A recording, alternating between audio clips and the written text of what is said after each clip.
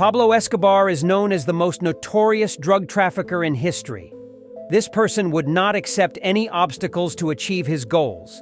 He used to say that anything standing in our way should be pushed aside.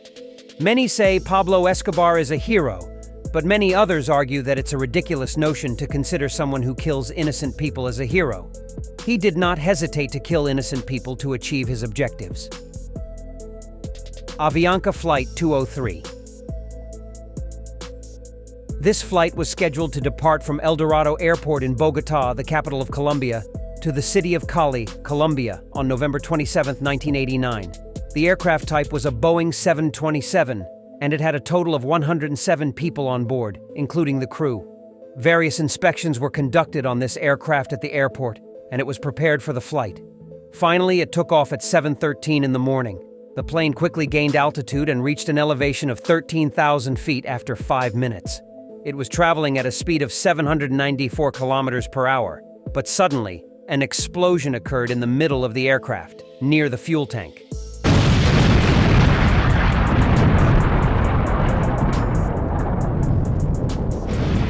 Before the wreckage of this plane hit the ground, 107 passengers had already perished.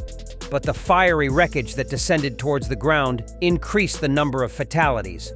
3 more people were killed on the ground. We mentioned that this plane took off from Bogotá Airport and had only been in flight for 5 minutes. Therefore, it was still on the outskirts of Bogotá, under a densely populated area. The Colombian aviation authorities initially did not realize that a bomb had exploded on this airplane and thought it was a technical issue with the aircraft itself. However, soon after the investigation, they discovered that an explosive device had caused the explosion. Further investigations revealed the involvement of the Medellin cartel, which was under the control of Pablo Escobar. With this act, Escobar made a grave mistake because the person he wanted to kill was not on the plane. Instead, 110 innocent people lost their lives. Escobar intended to assassinate Cesar Gaviria Trujillo, who was expected to run for the Colombian elections in 1990 and was a strong candidate with a significant number of supporters, making his chances of winning high. Escobar did not want Trujillo to become the president because he always claimed in his election campaigns that all the miseries of Colombia were under the control of these cartels, and if he became president, he would destroy all these cartels, especially the Pablo Escobar cartel. While Escobar would openly kill many of his opponents on the streets, Trujillo was a high-ranking politician and not easily targeted.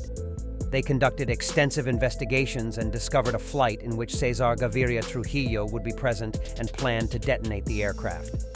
However, their plan failed. After all, did Escobar have the power to easily smuggle a bomb onto an airplane, especially one that was supposed to carry an important person? The Medellin cartel had purchased 2 tickets for this flight, seats 18A and 18K, which are located exactly above the aircraft's fuel tank. Now, who carried the bomb onto the plane? A young bait. The Escobar cartel hired someone, offered them a significant amount of money, and instructed them to sit in these seats on the airplane and turn on the recording device they had been given. 2 businessmen were seated in the adjacent business class seats who would engage in a conversation, and the sound needed to be recorded. This young person had received a good amount of money and had no idea that the recording device was actually a bomb. We mentioned that they had purchased 2 tickets, and they had told this person that one of the cartel members would accompany them. However, before boarding the plane, one person would leave the line and return, leaving this gentleman alone to board the plane. When the plane reached its cruising altitude, the person brought out the recording device and pressed the record button, which triggered the explosion.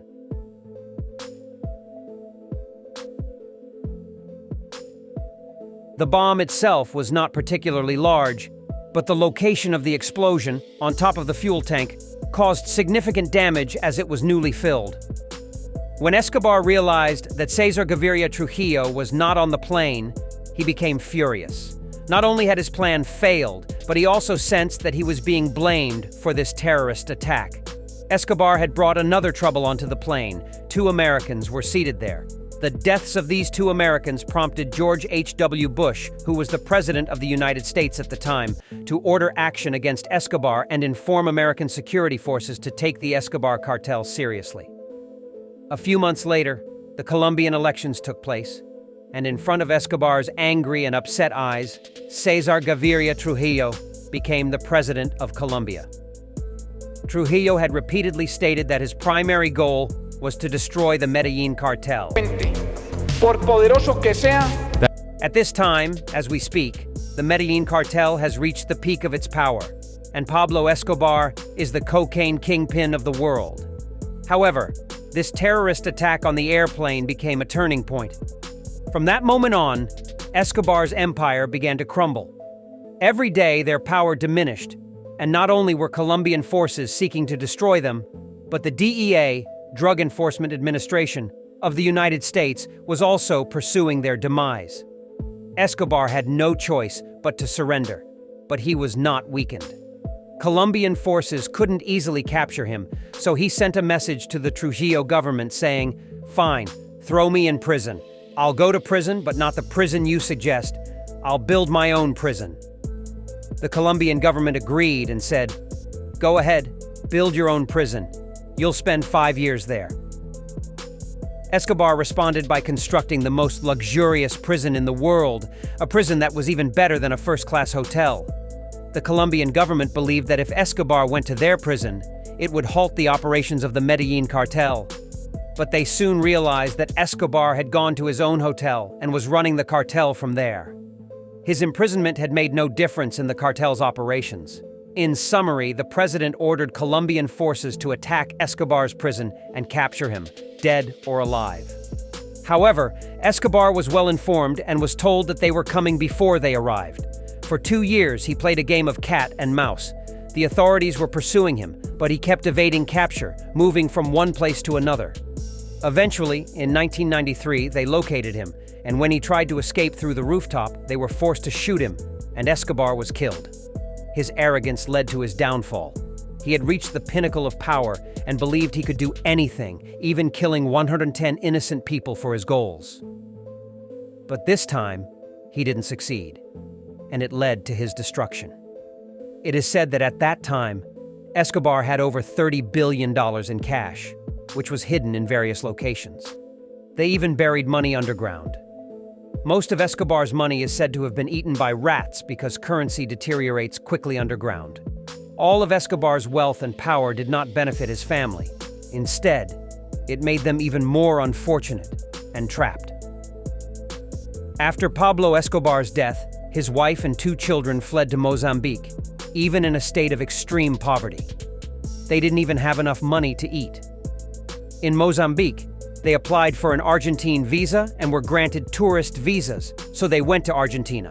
However, they couldn't bring any stability to their lives because wherever Escobar's name came up, people would say they couldn't help them. That's why they changed their names and surnames. Pablo Escobar's son, whose real name was Juan Pablo Escobar Henao, changed it to Sebastián Marroquín and declared that he had no affiliation with Pablo Escobar.